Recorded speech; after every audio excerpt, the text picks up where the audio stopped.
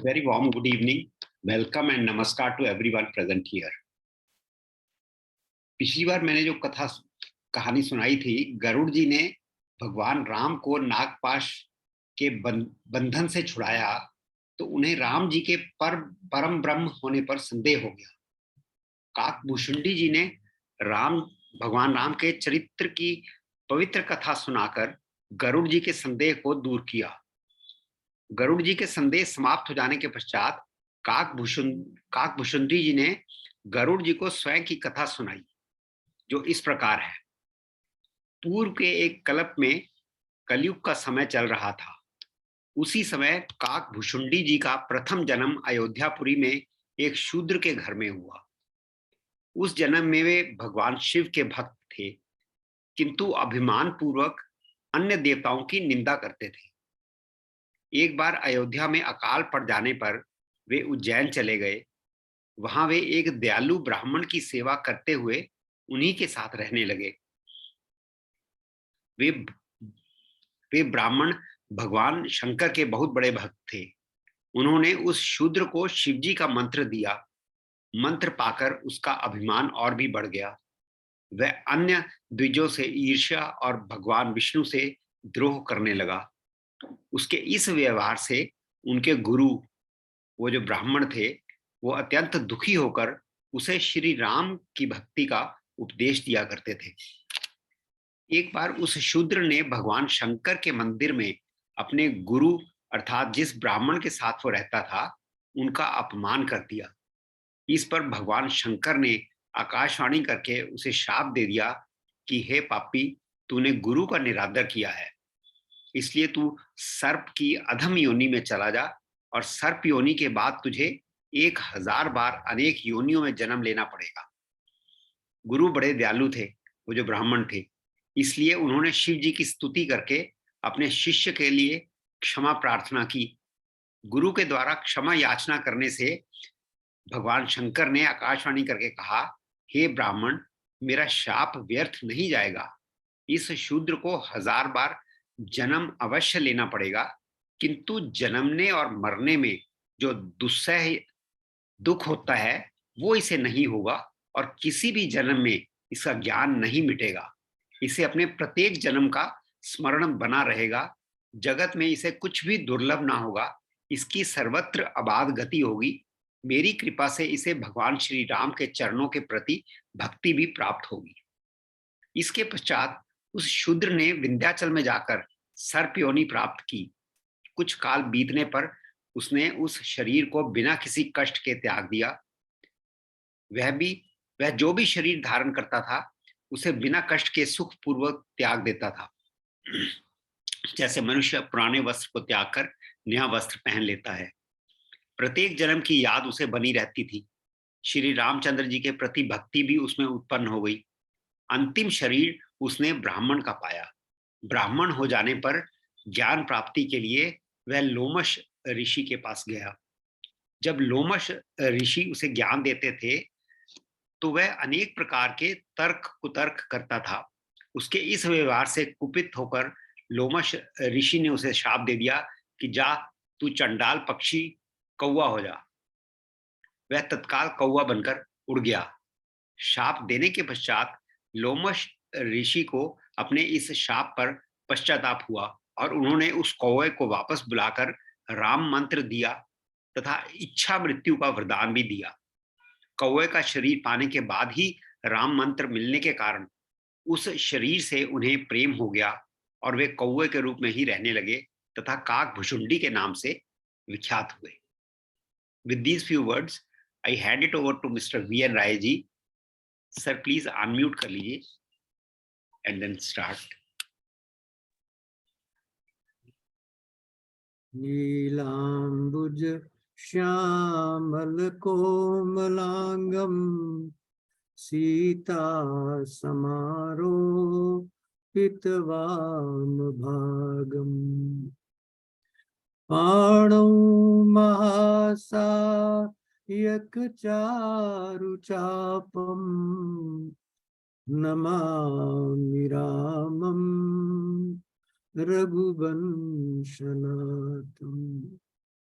रविशि नगर की जय सब काजा, हृदय राखी कौशलपुर राजा। गरल सुधारि पुकरे मिताई, गोपद सिंधु अनल सितलाई। गरुण सुमेर रेन समझाई, राम कृपा कर चितवा जाई। जय श्री राम, जय जय श्री राम। आप सभी को मेरा दंडवत प्रणाम।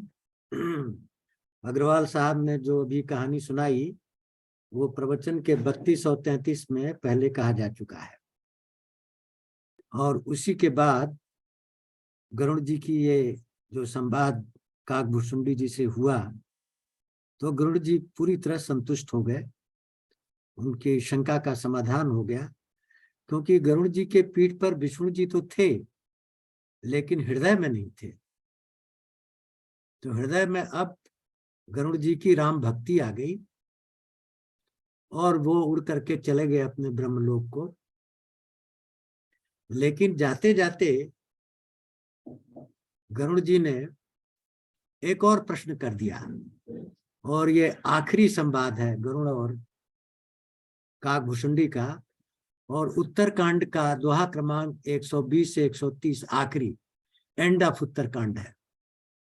हालांकि बहुत सारे मनुष्यों विद्वानों का कहना यह है कि उत्तरकांड तुलसीदास रचित नहीं है, इसको बाद में घुसाया गया है।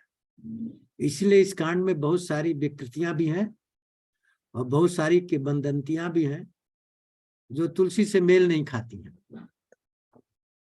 तो आज जो कथा होने जा रही है वो गरुड़ जी के 7 प्रश्न हैं। भुसुंडी जी से 7 प्रश्न किया गरुड़ जी ने, और 7 प्रश्नों का उत्तर संक्षेप में मांगा, और उसके बाद एक और प्रश्न किया कि मानस रोग क्या होते हैं, मनुष्य को रोग क्यों व्याप्त होता है, इसका भी उत्तर मांगा है। तो इसी का जवाब भुसुंडी जी कह रहे हैं, और उसी को मैं दोहा क्रमांक 120 से आरंभ करूंगा। तो आप लोग ध्यान पूर्वक सुनिए, ये आखिरी कथा है। इसके बाद रामचरितमानस भी समाप्त हो जाएगा और उत्तरकांड भी समाप्त हो जाएगा।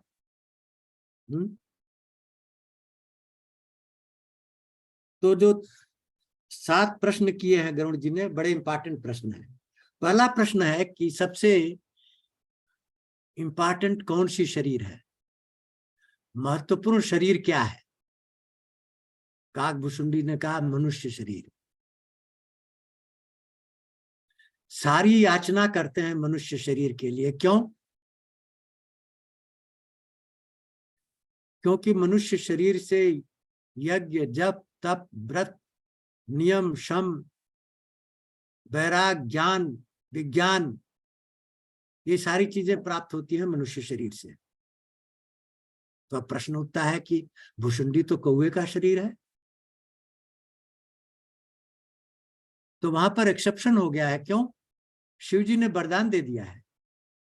हालांकि इसने गुरु की अवहेलना की है, लेकिन गुरु ने इतना अच्छा प्रार्थना की है शिव जी की, नमामि शमीशान निर्वाण रूपम विभम व्यापकम ब्रह्म वेद स्वरूपम निजम निर्गुणम निर्विकल्पी निरीहम चिदाकाशमाकाश वाशम भजेयम निराकार मूकार मूलम तुरियम गिरा ज्ञान गोतीत मीशम गिरीश करालम महाकाल कालम कृपालम गुणागार संसार पारम तुषारादि शंकास गौरम गंभीरम मनोभूत कोटि प्रभाषी शरीर स्फुरन मौलिक कल्लोल नीचारु गंगा लसद्बाल बालंदु कंटे रत्कुंडलम बुद्ध शरणम नननानम नीलकंठम नमाम न जानाम योगम जपम नैव पूजाम।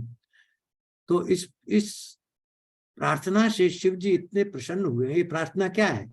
शिव जी के चरित्र का वर्णन है, शिव जी के स्वरूप का वर्णन है, शिव जी के गुण का वर्णन है, शिव जी के प्रताप का वर्णन है, और अपनी अज्ञानता का वर्णन है कि मैं योग नहीं जानता, मैं ध्यान नहीं कर सकता, मैं अनभिज्ञ हूं, मैं मूढ़ हूं, इसलिए ये मेरा शिष्य है, इस पर क्षमा कीजिए। शिव जी ने कहा कि देखो, हालांकि ये तो अधिकारी है बड़े श्राप का, लेकिन तुम्हारी प्रार्थना से मैं अति प्रसन्न हूं। और तुम्हारी प्रार्थना की वजह से ये श्राप मैं कम किए देता हूं। ये जन्म तो लेगा, जो असली श्राप है वो जाएगा नहीं, लेकिन इसका ज्ञान नहीं जाएगा। हर जन्म में इसका ज्ञान बना रहेगा, नंबर 1। इसीलिए कौआ शरीर पाकर के भी ये ज्ञानी है, ज्ञान नहीं गया। दूसरा कहा कि जब शरीर छोड़ेगा, तो जब पैदा होते हैं और शरीर छोड़ते हैं असह्य कष्ट होता है। इसको कोई कष्ट नहीं होगा, इसको उतना ही कष्ट होगा जैसे एक मनुष्य एक वस्त्र को छोड़ के दूसरे वस्त्र को धारण करता है।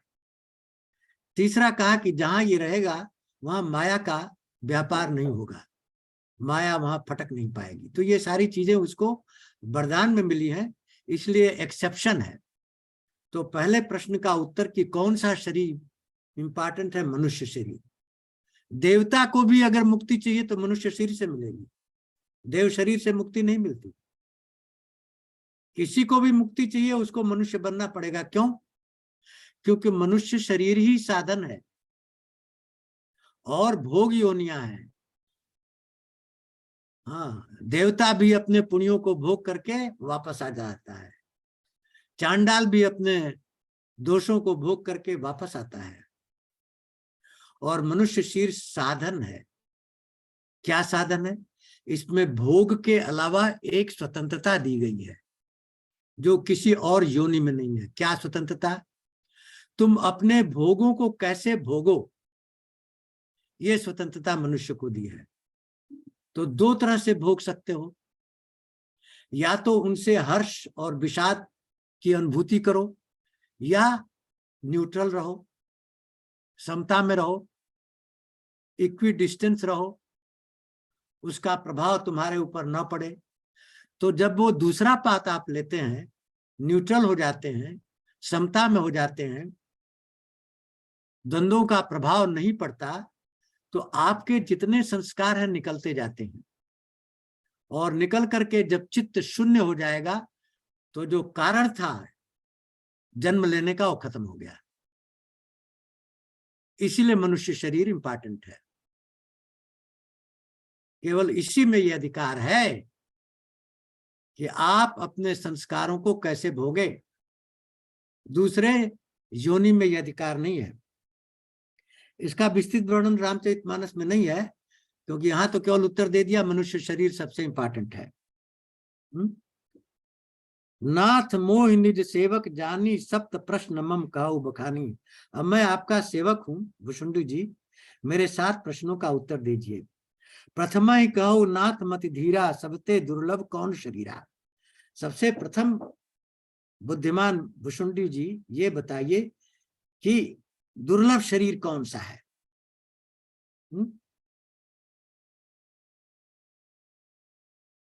तो इसका उत्तर है नरतन सम नहीं कवने देही, जीव चराचर जाचत देही।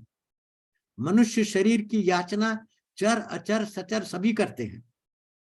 बस एक लाइन का उत्तर दे दिया। क्यों? क्योंकि नरक स्वर्ग अपवर्ग निशेनी, ज्ञान विराग भगत शुभदेनी। नरक में जाने की सीढ़ी है, स्वर्ग में जाने की सीढ़ी है, मोक्ष पाने की सीढ़ी है, ज्ञान वैराग भक्ति गति देने की सीढ़ी है। यही शरीर। सोतन धरि हरि भजन जो नर, इस शरीर को प्राप्त करके जो भगवान की भक्ति नहीं करता, होय विषय मन विषयों में रत रहता है, उसकी उपमा उन्होंने दी है कि मणि को छोड़ करके कांच की कौड़ी को पकड़ रहा है। भगवान की भक्ति मणि है। भक्ति और ज्ञान का निरूपण किया तो ज्ञान में दीपक जलाना पड़ता है, भक्ति में दीपक की जरूरत नहीं है, मणि है, स्वयं प्रकाश है भगवान की भक्ति। तो इस मनुष्य शरीर से भगवान की भक्ति मतलब मणि मिल जाती है, इसलिए इंपॉर्टेंट है। दूसरा प्रश्न, बड़ दुख कवन कवन सुख भारी। सबसे बड़ा दुख क्या है संसार में और सबसे बड़ा सुख क्या है संसार में? तो सबसे बड़ा दुख क्या है? दरिद्रता सबसे बड़ा दुख है, और संत मिलन सबसे बड़ा सुख है। नहीं दरिद्र सम दुख जग माही, संत मिलन सम सुख जग नाही। क्योंकि जब दरिद्रता में आप रहेंगे, अभाव में रहेंगे, खाना नहीं मिलेगा, कुछ नहीं मिलेगा, तो आप भजन कैसे करेंगे? तब तो दिन भर खाने की ही सोचेंगे ना। इसलिए दरिद्रता जो है सबसे बड़ा श्राप है, सबसे बड़ा दुख है। और एक दंड का भी, एक निमिष का भी, एक क्षण का भी संत का मिलन, इससे बड़ा सुख दुनिया में कोई नहीं है।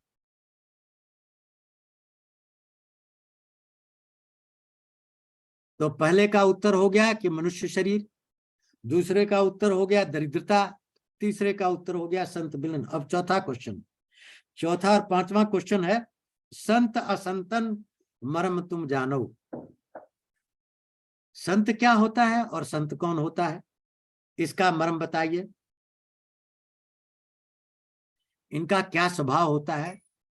तो बड़े सिंपल शब्दों में भुसुंडी जी ने कहा है, संत क्या है? दूसरे के सुख के लिए जो दुख सहे वही संत है।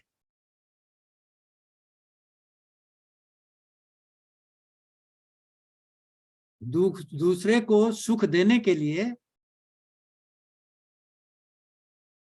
जो कष्ट सहे वो संत है। इसलिए गुरु कहते हैं, गुरु जो है शिष्य का सारा दुख ले लेता है, अपने भोगने लगता है।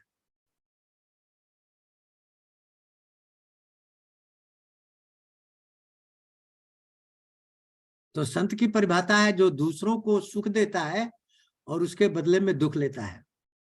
और असंत कौन है? इसका उल्टा, जो दूसरों को दुख देने के लिए दुख सहता है।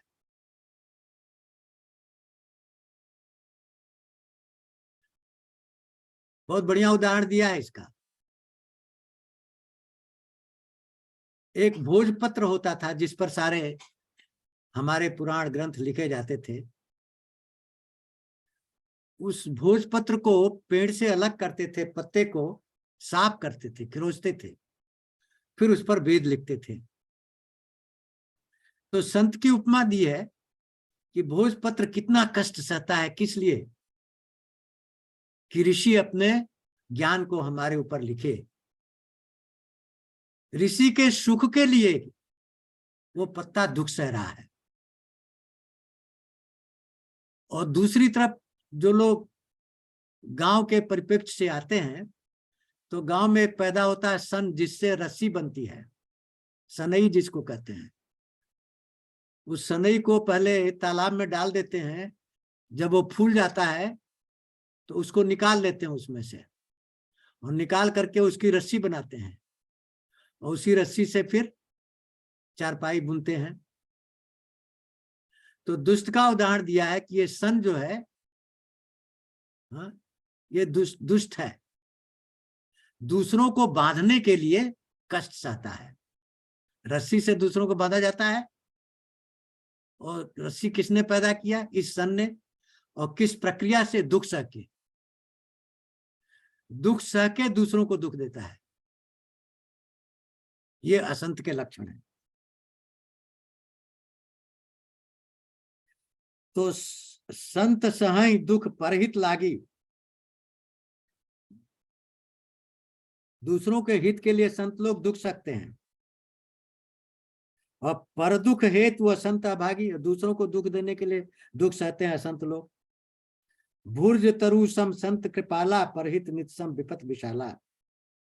भोज के पत्ते के समान है, और सनई खल पर बंधन करे खाल कढ़ाई विपत्ति। अपनी खाल निकलवा करके दूसरों को बांधने के लिए सन जो है रस्सी बनाता है।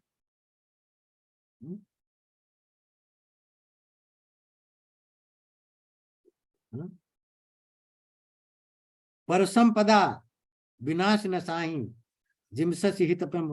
अब असंत की और एक परिभाषा दी है, बहुत बढ़िया परिभाषा दी है।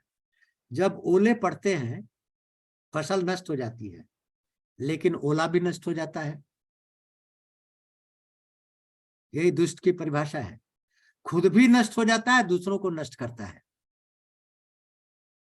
पर संपदा विनाश, दूसरों की संपत्ति का नाश करता है और खुद भी नष्ट नष्ट हो जाता है। किसान के खेत को नष्ट करता है और खुद भी नष्ट हो जाता है। ये दुष्ट, ये असंत का कितना बढ़िया उदाहरण दिया है। दुष्ट उदय, दुष्ट उदय जग आरती हेतु। दुष्ट पैदा होते हैं किस लिए? दूसरों को दुख देने के लिए। जैसे राहु केतु पैदा हुए दुख देने के लिए। संत उदय संतत सुखकारी, संत हमेशा सुख देने के लिए पैदा होता है। जैसे चांद और सूरज विश्व कल्याण के लिए बने हैं। सूरज से शक्ति मिलती है, चांद से अमृत की वर्षा होती है, वनस्पतियां पुष्ट होती हैं।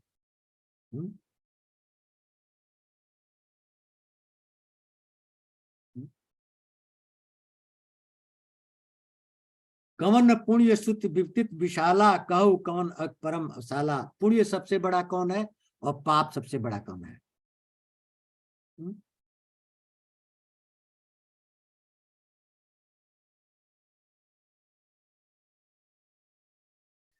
परम धर्म सुत विदित अहिंसा,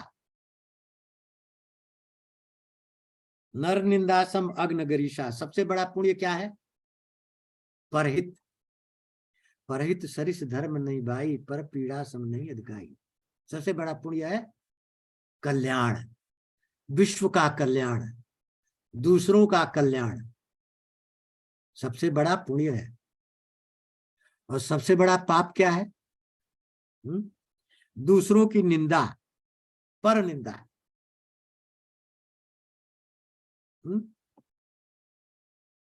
और आगे और कह दिया कि हर गुर निंदक दादुर होई। हर माने शिव और गुरु माने गुरु। जो गुरु की और शिव जी की निंदा करता है वो मेढक होता है, टर्टर करता है।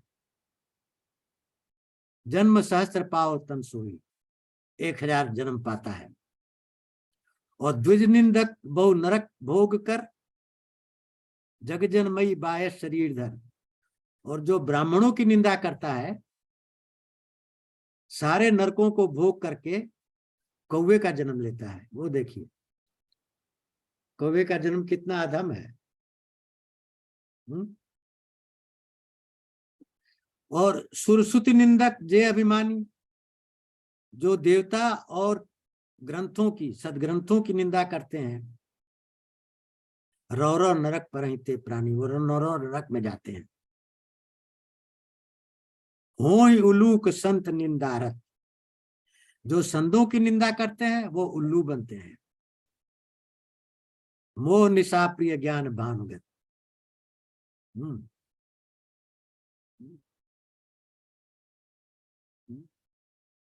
और सबके निंदा जे नड़ करही, चमगादड़ से अवतरही। जो सबकी निंदा करते हो चमगादड़ बन जाते हैं।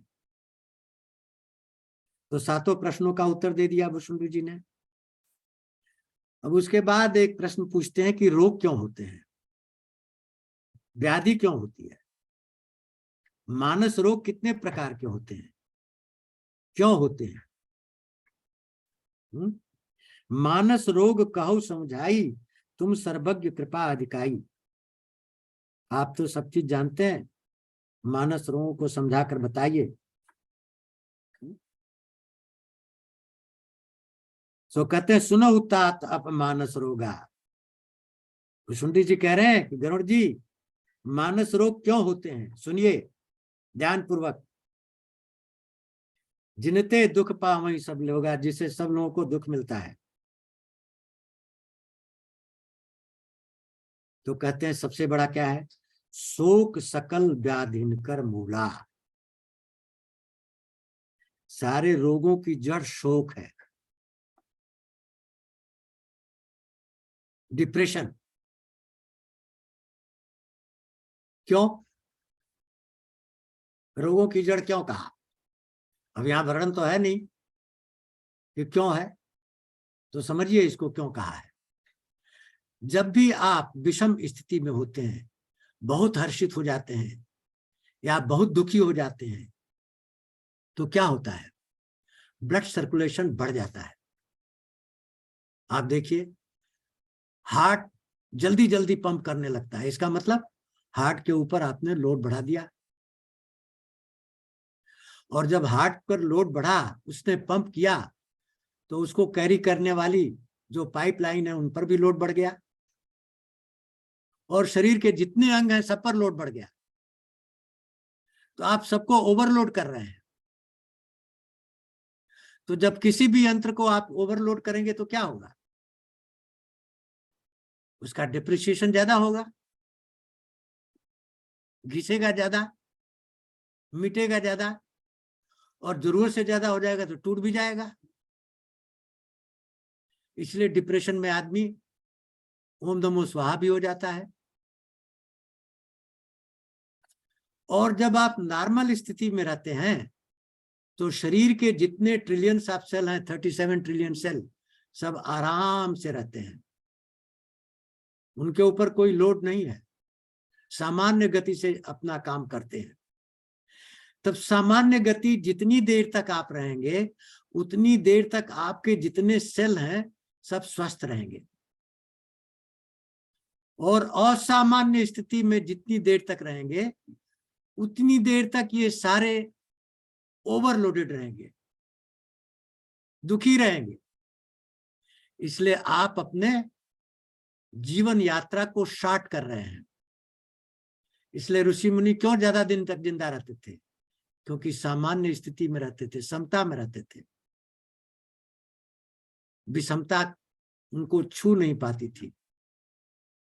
इसलिए कम रिसोर्सेज प्रकृति से लेकर भी जीवन यापन करके आगे बढ़ते थे, और हम भोग प्रवृत्ति वाले ज्यादा रिसोर्स लेकर के भी अपनी यात्रा को शॉर्ट कर लेते हैं। तो मानस रोग का मूल क्या है, शोक है, डिप्रेशन है, चिंता है। शोक शकल व्याधिन कर मूला, और तिनते पुण्य उपजहि बहुशूला, उसी से बहुत सारे और रोग पैदा होते हैं। अब हमारा आयुर्वेद है, आयुर्वेद क्या कहता है कि शरीर में कफ पित्त वायु का संतुलन रहे तो निरोग काया है, और इसमें भी एक भी गड़बड़ हो जाए, कम या ज्यादा, तो रोग हो जाता है। इसलिए कफ पित्त वायु का समन्वय ही योगी की काया है, और भोगी की काया में ये विषमता में आ जाते हैं। काम बात कफ लोभ अपारा, क्रोध पित्त निध छाती जारा। अब देखिए इनकी उपमा कैसे दी है। कफ पित्त और वायु, वायु क्या है, सब जगह है। जहां वायु नहीं है वो सेल निर्जीव हो जाएगा। ऑक्सीजन, जहां ऑक्सीजन नहीं है वो निर्जीव हो जाएगा। हर जगह ऑक्सीजन है, 37 ट्रिलियन सेल है, सब जगह ऑक्सीजन जाती है, जहां नहीं जाती वो मर गया। तो कौन सी शरीर में चीज है विकारी शरीर जो सब जगह जाती है, कामना। जब कामना लाते हैं अपने अंदर, आप इच्छा लाते हैं, डिजायर लाते हैं, सब जगह पहुंच जाती है। वही वायु का द्योतक है। जैसे वायु सब जगह पहुंच जाती है, कामना भी सब जगह पहुंच जाती है, सबको विकल कर देती है, सारे सेल को।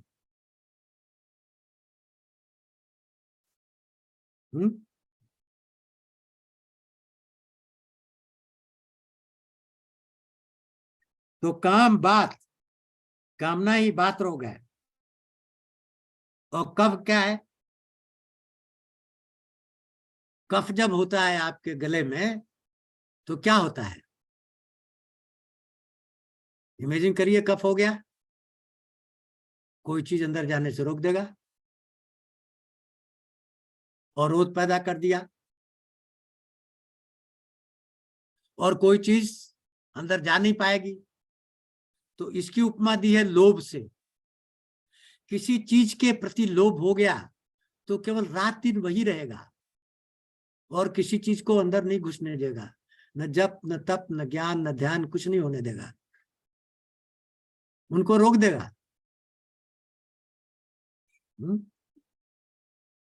कफ लोभ है और क्रोध पित्त है, एसिडिटी। जब भी आप क्रोधित होते हैं तो क्या होता है, अग्नि तत्व हर जगह बढ़ जाता है, गर्मी हो जाती है चारों तरफ।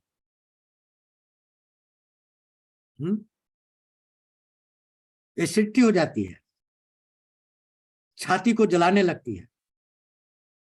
प्रीत करें जो तीनों भाई, उपजे सन्नपात दुख जाई। कब पितवा तीनों हो जाए तो क्या होता है, शरीर में सन्नपात लो हो जाता है। विषय मनोरथ दुर्गम नाना, ते सब शूल नाम को जाना।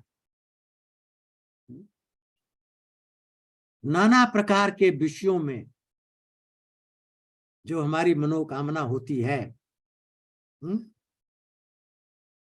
वो नाना प्रकार के रोगों को पैदा करती है।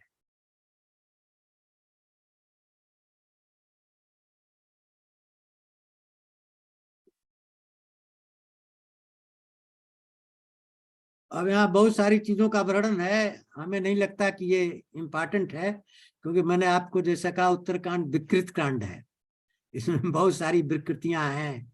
और जैसे पुराणों को मैंने आपको बताया, पुराण क्यों लिखा गया, अज्ञानियों के लिए, कि अगर सत्यनारायण व्रत कथा नहीं सुनोगे तो जहाज डूब जाएगा। प्रसाद नहीं लोगे तो अनिष्ट हो जाएगा। तो इसी तरह यहां भी आया हुआ है, ममता दाद कंड ईर्षाई, मोह से दाद रूपी और ईर्ष्या से कंड रूपी रोग होता है। हर्ष और विषाद से पर सुख देख जरे सोई छाती, कुछ दुष्टता मन उकलाती। दूसरों को सुख को देख करके जो जड़ते हैं उनको क्या होता है, टीबी होती है। और जो मन में कुटिलता रखते हैं उनको कुष्ठ रोग होता है। अहंकार अति दुखद डमरुआ, अहंकार से डमरुआ रोग होता है। कपट से नेहरुआ रोग होता है। तृष्णा से पेट बढ़ जाता है। तो जुगविधि ज्वर मत्सर अविवेका, कहाँ लगे कहें क्रोध। तो संसार में अनेकों रोग हैं, कहां तक कहा जाए। एक व्याधि बस नर मरही, ए असाज बहु। एक ही रोग से आदमी मर जाता है और यहाँ तो असंख्य रोग हैं। तो इन रोगों में समाधि कैसे लगे, नेम धर्म आचार तप ज्ञान जप जगदान, भेषज पुण्य कोटिन नहीं रोग जाए हर जान। अब इन रोगों को खत्म करने के लिए बहुत सारी औषधियां हैं। सम दम नियम योग धर्म आचार तप ज्ञान यज्ञ जप दान, लेकिन रोग जाते नहीं, ऐसे असाध्य है। यही विधि सकल जीव जग रोगी। इस प्रकार संसार में जितने जीव हैं सभी रोगी हैं, कोई निरोगी नहीं है, क्योंकि कोई कामना रहित नहीं है। कामना आई तो रोग आया, कामना रहित नहीं है तो रोग रहित कैसे होगा। हर्ष है, शोक है, विषाद है, किसी चीज को पाके अत्यंत प्रसन्न होना, ये भी एक रोग है। किसी चीज को पाके अत्यंत दुखी होना, ये भी एक रोग है। किसी चीज को देख करके डर जाना, ये भी एक रोग है। तो हर्ष शोक और भय ये सब रोग हैं। तो भुसुंडी जी ने कहा, गरुड़ जी मानस रोग कछुक में गाय, मैंने कुछ मानस रोगों का वर्णन किया। हाँ हाँ, सब के लखी बिरले पाए, सबका वर्णन तो कोई एक ही है जो कर पाएगा। जाने ते चीज ही कुछ पापी, अगर जान जाए तो इनका उपचार कर लें।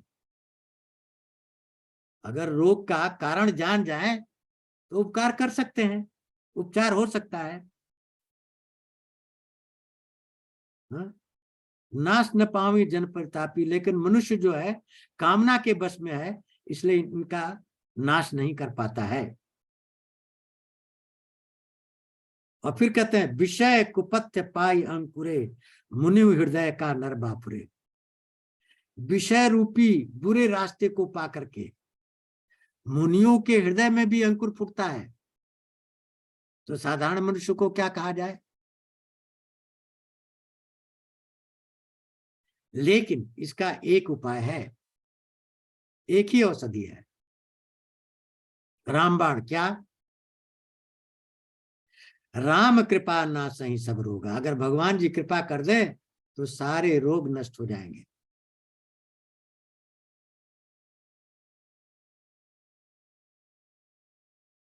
हाँ? और सदगुद वैद भजन विश्वासा। अब इसकी प्रक्रिया क्या है?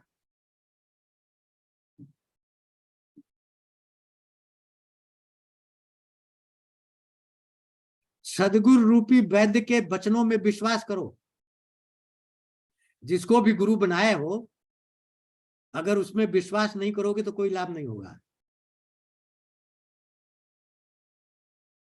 भवानी शंकर बद्धु श्रद्धा विश्वास रूपिणो, याभ्या बिना न पश्यन्ति सिद्धा स स्थित ईश्वरम।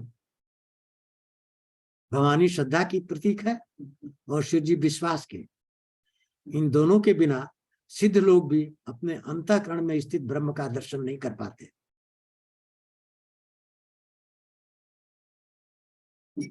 तो जिसको भी गुरु बनाया हो उसके वचनों में विश्वास रखो, और विश्वास रखकर संयम यह न विषय का आशा। विषयों में संयम रखो, दूरी बना के रखो, आशा मत करो विषयों का।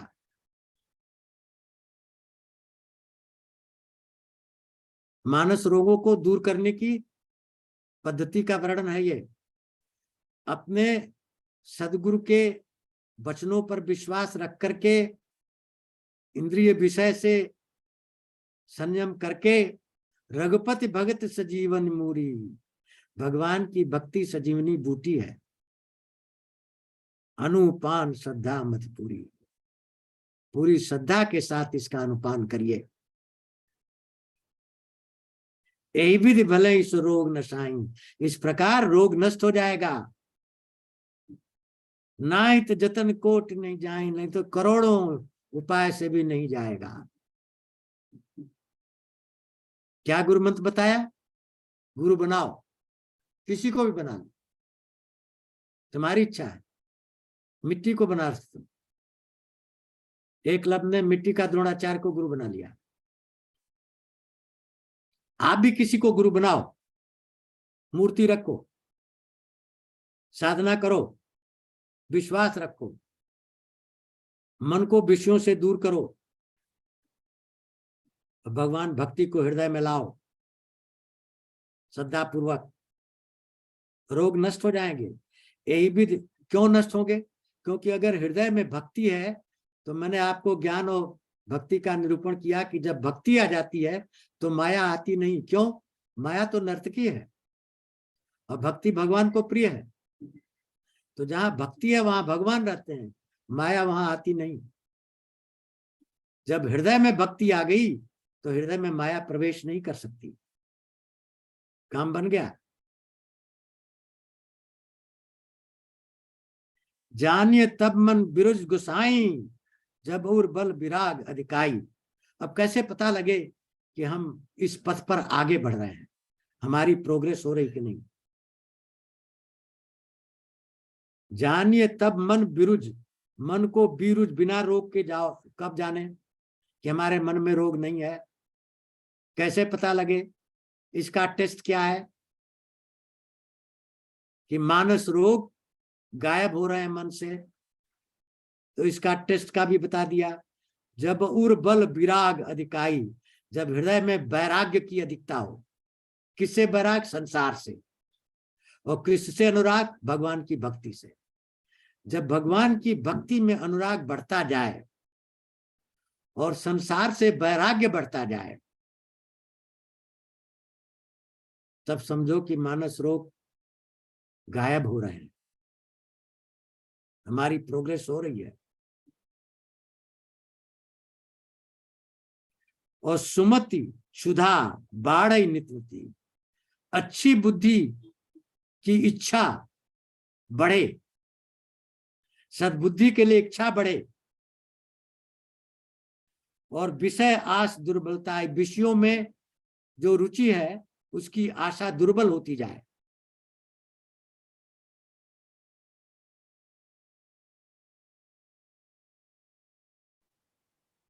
और विमल ज्ञान जल जब सुनहाई, पवित्र ज्ञान रूपी जल से नहा लिया,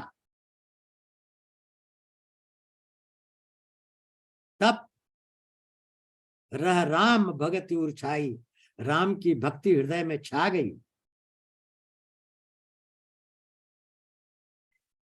शिव अज शुक सनकादिक नारद, जे मुनि ब्रह्म विचार विरारद। शिव जी, ब्रह्मा जी, शुक्राचार्य जी, सनक सनंदन सनत कुमार, नारद जी और भी जितने मुनि हैं, ब्रह्म ज्ञानी हैं, सबकर मत खग नायक एका, सबका यही मत है क्या? करिए राम पद पंकज नेहा, राम के कमलवत चरणों में प्रेम करिए, और कोई रास्ता नहीं है। श्रुति पुराण सब ग्रंथ कहाई, वेद पुराण उपनिषद सदग्रंथ, रघुवत भगत बिना सुख नहीं। सब कहते हैं कि भगवान की भक्ति के बिना सुख नहीं है। अब बड़ी प्रासंगिक उपमा दी है।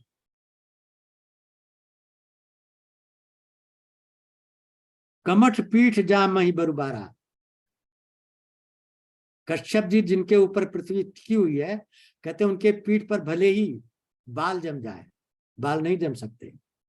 बंध्या सुत कर कहां मारा, बंध्या जो स्त्री है उसके पुत्र ने किसी को मार दिया, असंभव है, क्योंकि बंध्या का तो पुत्र होता ही नहीं। फूल नभ बरु बहुविधि फूला, आकाश में फूल खिले, बिना आधार के तो फूल खिलता नहीं है, आकाश में तो आधार नहीं है। जीवन लह सुख हरि प्रतिकूला, उसी तरह भगवान के प्रतिकूल होकर के किसी को सुख नहीं मिल सकता। और उपमा देते हैं, मृग तृष्णा में जल दिखाई देता है, वो जल होता नहीं, जब आप जाते हैं तो दूर हो जाता है।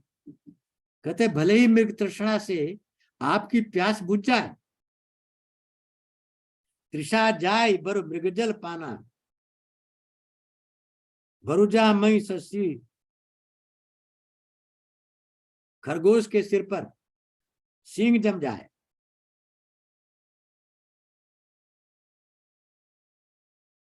अंधकार बर रवि नसाय, अंधकार सूर्य को खा जाए, नष्ट कर दे, ये संभव हो सकता है, लेकिन राम विमुख न जीव सुख पाई,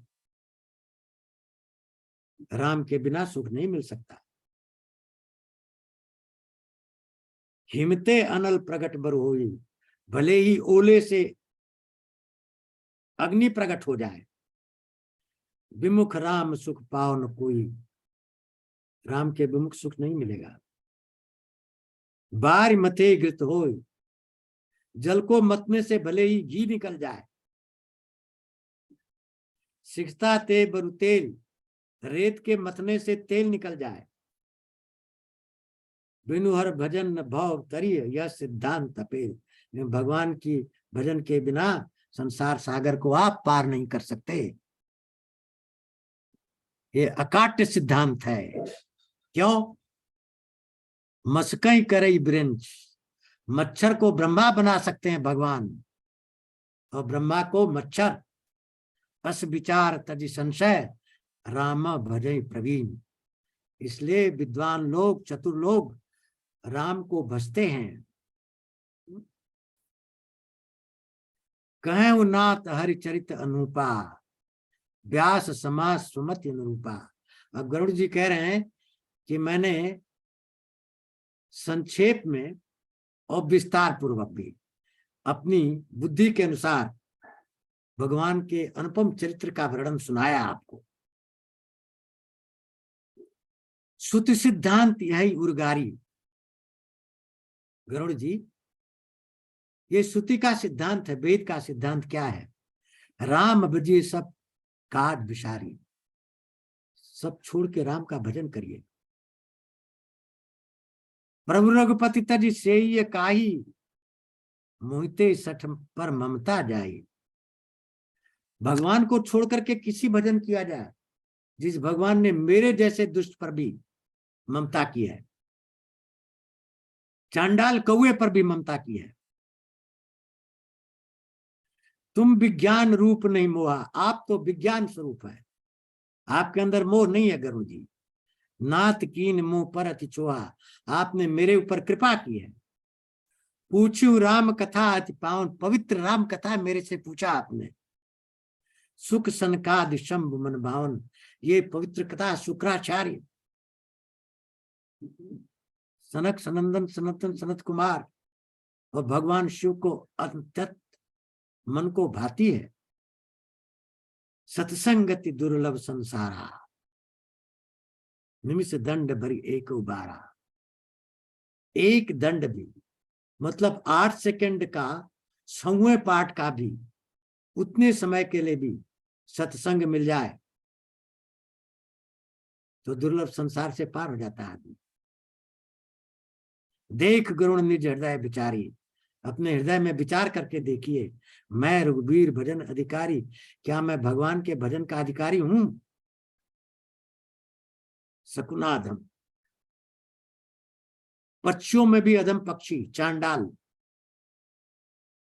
सब भांति अपावन, सब तरीके से मैं अपवित्र हूं।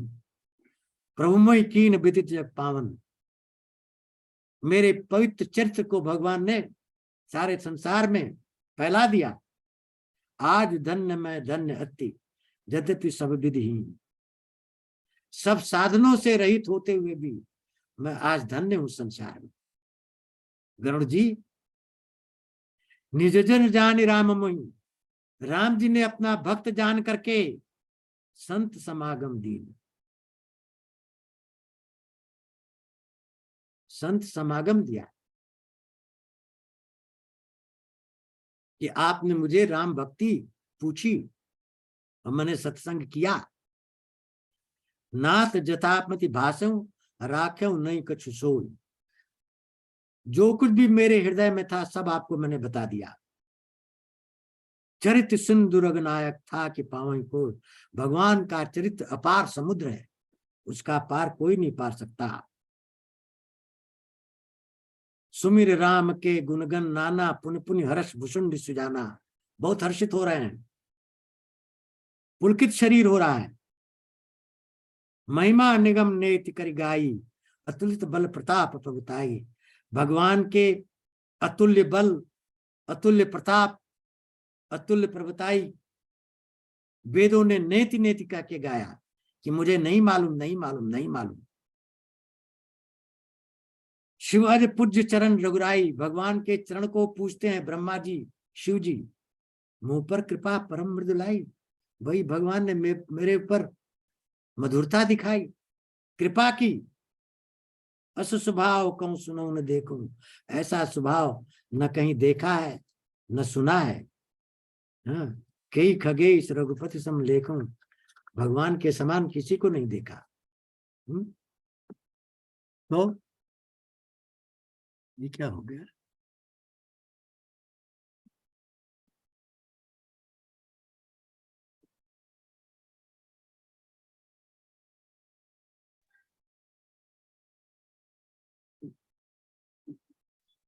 सोकुल धन्य उमा सुनु, जगत पूज्य सुपुनीत। अब ये वार्तालाप किसके बीच हो रहा है? शंकर जी पार्वती को सुना रहे हैं ना। तब शंकर जी पार्वती से कहते हैं सोकुल धन्य उमा सुनु, पार्वती वो कुल धन्य है, वो खानदान धन्य है, वो कुटुंब धन्य है, जगत पूज्य सुपुनीत, उस खानदान को जगत में पूजा होगी, पवित्र माना जाएगा। कहाँ? श्री रघुबीर पराधन जय, नर उपजई बिनी, जिस खानदान में भगवान की भक्ति वाला मनुष्य जन्म ले वही खानदान धन्य है। और मति अनुसार कथा में बाकी जद प्रथम गुण कर राखी। शिव जी कह रहे हैं कि अपने बुद्धि के अनुसार मैंने ये कहा, तो मन प्रीत देख यदि काई, पार्वती तुम्हारे हृदय में भगवान की भक्ति की अधिकता देख करके मैंने भगवान का चरित्र सुनाया। अब आगे का जो वृत्तांत है वो बड़ा इंपॉर्टेंट है। वो वृत्तांत वही है जो गीता के 18वें चैप्टर में 67 श्लोक से 70 श्लोक तक गीता समाप्त होती है। तो भगवान कृष्ण अर्जुन से कहते हैं कि अर्जुन और मेरा और तुम्हारा संवाद किसको सुनाना चाहिए और किसको नहीं सुनाना चाहिए। उसी तरह शिव जी पार्वती से कहते हैं, पार्वती सुनो, हमने जो राम कथा तुम्हें सुनाई किसको सुनानी चाहिए किसको नहीं सुनानी चाहिए। पार्वती जी ने सती को कथा नहीं सुनाई थी क्योंकि सती के हृदय में संदेह था राम के प्रति, लेकिन शिव जी ने पार्वती को सुनाया क्योंकि पार्वती के हृदय में संदेह नहीं है। तो शिव जी कह रहे हैं, यह न कहिए सठ ही हठशील, जो सठ हैं, दुष्ट लोग हैं, जो हठी लोग हैं, जो मन लाए न सुन हरि ली नहीं, जो हरि कथा को मन लगा के नहीं सुनते हैं उनको कभी मत सुनाना पार्वती इस कथा को। कहीं लोभी क्रोधी कामी, लोभी को मत सुनाना, कामी को मत सुनाना, क्रोधी को मत सुनाना, जो न बचे सचराचर स्वामी, जो भगवान की भक्ति नहीं करता उसको मत सुनाना। द्विजद्रोही न सुनई कबहू, जो ब्राह्मणों का दुश्मन है उसको मत सुनाना। सुरपत सरिस हो भले ही वो इंद्र जैसा देवताओं का राजा क्यों न हो। राम कथा के अब सुनाए किसको, अब तो कहा इनको मत सुनाना, तो अब सुनाए किसको। भगवान कृष्ण ने अर्जुन को कहा, मेरे भक्तों को पकड़ पकड़ के सुनाना, जहां जहां मिलेंगे। वही शिव जी पार्वती से कहते हैं, राम कथा के तई अधिकारी, जिनके सत्संगत अधिकारी, जिनको संतों का संग प्यारा हो वही इस कथा के अधिकारी हैं। गुरुपद प्रीत नीति रत रोई, जो गुरु के चरणों में प्रीति रखता हो, गुरु के वचनों में विश्वास रखता हो, गुरु में श्रद्धा और विश्वास रखता हो, जो नीतियों पर चलता है, जो मॉरल पर चलता है, जो एथिक्स पर चलता है, जो ब्राह्मणों की सेवा करता है, वही अधिकारी है इस राम कथा को सुनने का। ताका यह विशेष सुखदाई, उनको ये विशेष सुख देगी राम कथा। जाहि प्राण प्रिय श्री रघुबाई, जिनको भगवान प्राणों से भी ज्यादा प्रिय हैं। राम चरणत्र जो चह अथवा पद निर्माण, भाव सहित सो यह कथा करे श्रवण पुटपान। कहते हैं कि जो राम के चरणों में रति है, जिनकी स्नेह है, जिनका राम के चरणों में, राम के चरणों में जिनका स्नेह है, राम के चरणों में स्नेह नहीं तो मत सुनाइए।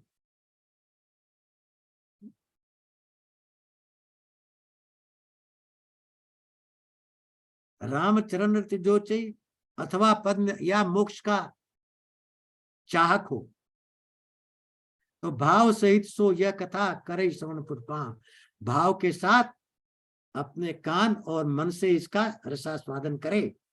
राम कथा गिरजा में भरनी, हे गिरजा, हे पार्वती, मैंने राम कथा का वर्णन किया। कलिमल समन, कलयुग के मलों का निवारण करती है। मनोमल हरनी, मल मन के मल को भी निकालती है और कलयुग के मल को भी निकालती है राम कथा। संसति रोग सजीवन मूढ़ी, और संसार के जितने मानस रोग हैं उनके लिए सजीवनी बूटी है। गावई कथा सुत सूरी सारे, वेद पुराण कहते हैं एहिम रुचिर सप्त सोपाना। 7 सीढ़ियां है ना, बाल कांड, अयोध्या कांड, 7 कांड है। अतिहरि कृपा जाहि पर होई, पाव दे ये ममता रखसोई। जिस पर भगवान की कृपा होती है वही इस कथा को पाएगा। कहीं सुनई अनुमोदन करें, ते गो पदवी भवनित करें। जो इस कथा को कहेंगे, जो इस कथा को सुनेंगे, जो इसका अनुमोदन करेंगे, उनके लिए संसार सागर एक गाय के खुर के बराबर हो जाएगा। बिना प्रयास के तर जाएंगे। सुनी सब कथा हृदय अति भाई, गिरजा बोली गिरा सुहाई। तो पार्वती जी ने क्या कहा? नाथ कृपा मम गत संदेहा, मेरा संदेह दूर हो गया। राम चरण उपजो नया, नया प्रेम राम के चरणों में उत्पन्न हुआ। मैं कृतकृत्य भई अब तो प्रसाद विश्वेश, हे विश्वनाथ, मैं आपके प्रसाद से मैं कृतकृत्य हो गई। उपजी राम भगत दृढ़, बीते सकल क्लेश। सारे क्लेश दूर हो गए, राम की भक्ति पैदा हो गई। यह शुभ शंभु उमा संवादा, ये पार्वती और शंकर जी का संवाद सुख संपादन समन निषादा, सुख की संपदा प्रदान करता है, सारे विषादों को दूर करता है। भव भंजन, संसार के जितने रोग हैं उनको दूर करता है। गंजन संदेह संदोह को दूर करता है। जनरंजन, भक्तों को आनंद देता है। सज्जन प्रिय, सज्जनों को प्रिय लगता है। राम उपासक जे जग माही, जो राम की उपासना करने वाले हैं संसार में, ऐसम प्रिय तिनके कुछ नहीं, इससे प्रिय उनके लिए कुछ नहीं है। रघुपति कृपा जथा मति गावा, मैं यह पावन चरित्र सुनाया। राम की कृपा से जैसी मेरी बुद्धि है उनका चरित्र मैंने सुनावा। यही कली काल में साधन दूजा, जोग यज्ञ तप तत्पर पूजा। कल काल में राम के अलावा कोई साधन नहीं है। ये जितने जोग जप तप व्रत हैं, सबका फल क्या है? राम की भक्ति।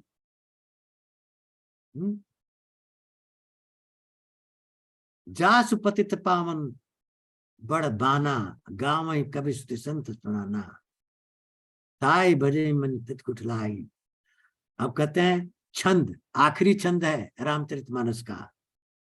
पाई न के गति पतित पावन, राम भज सुन सठ मना। अरे मूर्ख मन, राम की भक्ति से किसको सदगति नहीं मिली? अब यहाँ 8 लोगों का वर्णन है जिनको सदगति मिली। गणिका अजा मिल ब्याद गाद, गजा दिखाल कदय घना। आबीर जमन किरात कस, स्वपचित अति पावन। 8 अपवित्र लोगों का वर्णन है जिनको मुक्त मिली। क्या? गणिका एक वेश्या थी, रोज धन कमाने के लिए वेश्या का काम करती थी।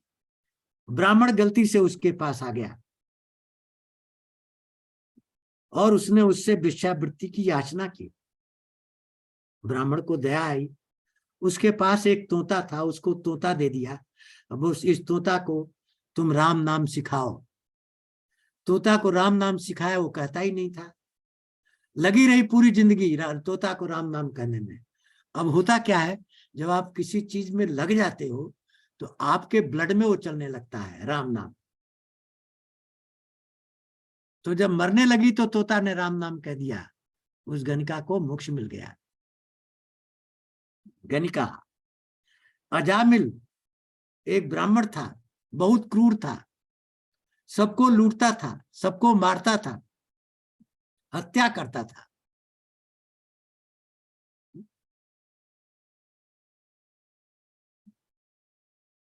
उसने अपने लड़के का नाम नारायण रख दिया, ब्राह्मण ने रखवाया। मरते समय उसने लड़के को बुलाया, नारायण। जमराज के दूत आए और नारायण के भी दूत आए। नारायण के दूतों ने जमराज के दूतों को भगा दिया, उसको मुक्ति मिल गई। गिद्ध को मुक्ति मिली, व्याध को मुक्ति मिली। ये सब लंबी लंबी कथाएं हैं, पुराणों में इनका वर्णन है। रघुवंश भूषण चरित यह नर कहां सुनई जो गावई। भगवान के इस चरित्र को जो सुनता है, जो कहता है, जो गाता है, कलिमल मनोमल, वो कलयुग के जितने मल है उसको धो देता है। और सतपंच चौपाई मनोरथ जान जो नर उर्धरे, दारुण अविद्या पंच जनित विकार श्री उग्र रे। सुंदर सुजान कृपा निधान अनाथ पर कर प्रीति जो, सो एक राम अकाम हित निर्वाण प्रद शमशान को। तो इस ये आखिरी छंद है रामचरितमानस का, और इसके बाद रामचरितमानस खत्म होता है। जाकी कृपा लो ले सते मतिमंद तुलसीदासु, जिसकी थोड़ी सी कृपा से बुद्धिहीन तुलसीदास जी, जो मुर्दे की नाव बना करके अपनी ससुराल गया था, उसने इतने बड़े रामचरितमानस की रचना कर दी। पायो परम विश्राम राम समान प्रभु नाही प्रभु, मौसम दीन दीन हित तुम समान रघुवीर। तुलसीदास जी कहते हैं कि मेरे समान दीन दुखी कोई नहीं दुनिया में, और आपके समान दीन बंधु कोई नहीं है दुनिया में। अस विचार रघुवंश मणि हरौ विषम भवगीर। ये विषम संसार का जो भीर है, डर है, हे रघुकुल के मणि, इसको आप हर लीजिए। कामी नार प्यारी जिम, कामी को जिस प्रकार स्त्री प्रिय होती है, 24 घंटे केवल स्त्री की ही जप लगाता है कामी। लोभी प्रिय जिमिदाम, लोभी 24 घंटे धन के उपार्जन में लगा रहता है। तिमि रघुनाथ निरंतर प्रिय लागो मुराम, उसी प्रकार मुझे आप प्रिय लगे। दो उपमा दिए तुलसीदास ने। यत पूर्वम प्रवणाम कृतम सुकविना श्री शंभु नाम दुर्गमम, श्रीमद पदाम्बन भक्त अविनाशम प्राप्त तु रामायणम, मत्वा तद्गुणाम अनिरंतम स्वामत शांतये, भाषा निबद्ध मदीदम चमाकार तुलसी तथा मानसम। पुण्यम पापहरम सदा शिव शंकरम विज्ञान भक्ति प्रदम, माया मोह बलाम सुविमलम प्रेमा अम्बपुरम शुभम। श्रीमद रामचरित मनस इदम भक्ति वाहिनम ये, ते संसार सक्त सोद्रान मानवा, मास प्राण 30वां विश्राम इति रामचरित मानसे सकल कलिकुश विसरण से 7वां सोपान समाप्त, उत्तरकांड समाप्त हुआ। तो प्रविशि नगर की जय सबका, हृदय राखी कौशलपुर, करल सुधारि पुकर मिताई, गोपद सिंधु नल सितलाई, गरुण सुमेर रेणु सब, राम कृपा कर चितवा जाई। ये बार बार कोई पूछता है क्या है कविता। जब लंकनी ने हनुमान जी को रोका कि लंका के जितने चोर हैं वो हमारे, उनको मैं मारती हूं, तो उसको एक मुक्का मारा और उसका रक्त निकल गया।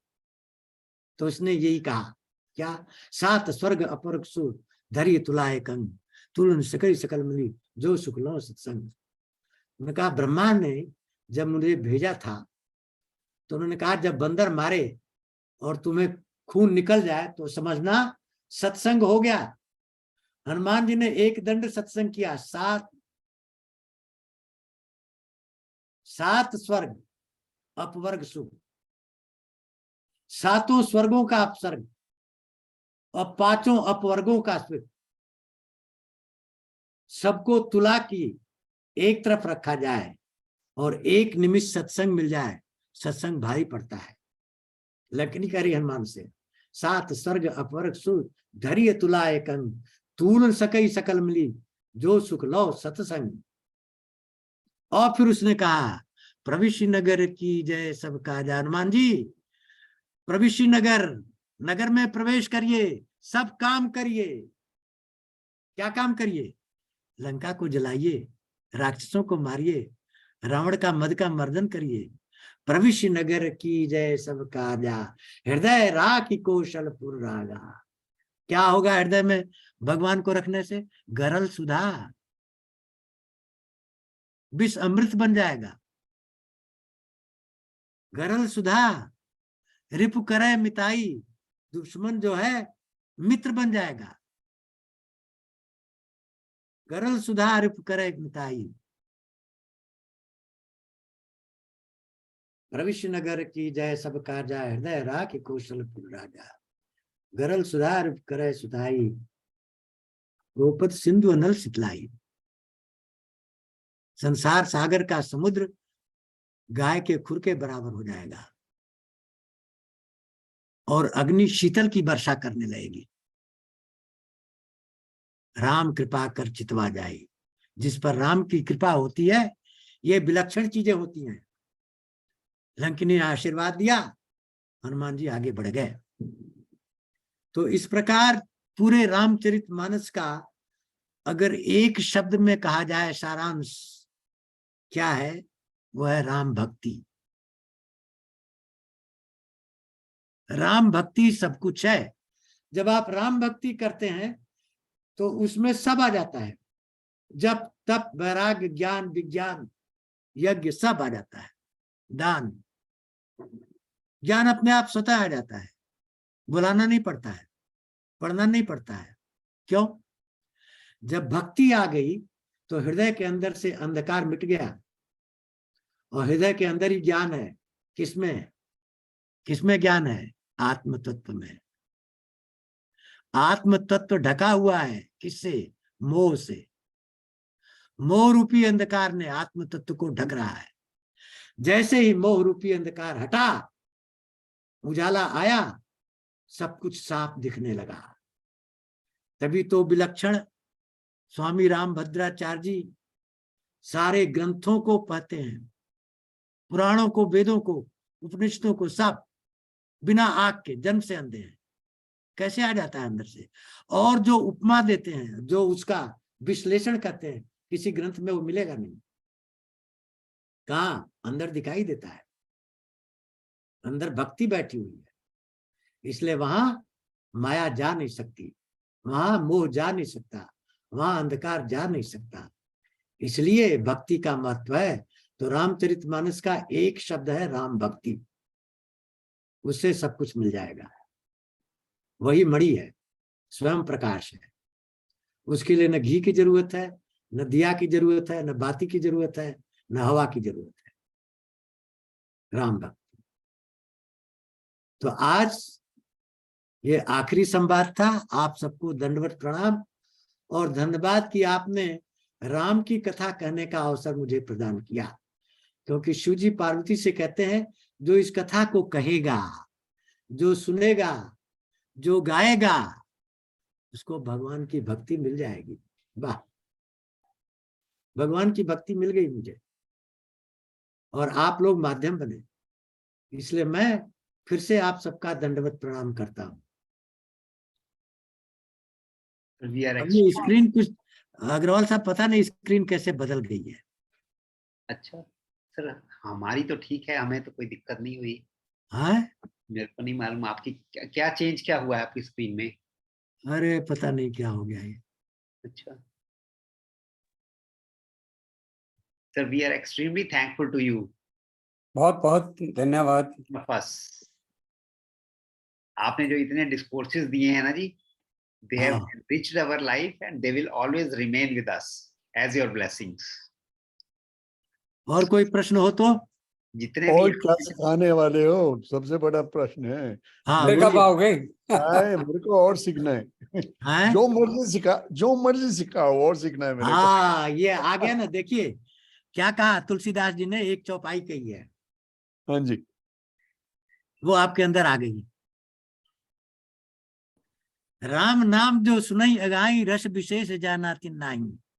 तुलसीदास जी कहते हैं जो कहता हो गया बस, उसको विशेष रस नहीं मिला। जो कहता और चाहिए, और चाहिए, और चाहिए, और सुनाओ, और सुनाओ, और आगे क्या है। ऐसा भी तो कंटिन्यू करना, कैसे करना है वो आप देखो। कंटिन्यू करना है इसको। कंटिन्यू। राम की भक्ति। और मैडम का कोई प्रश्न नहीं है? है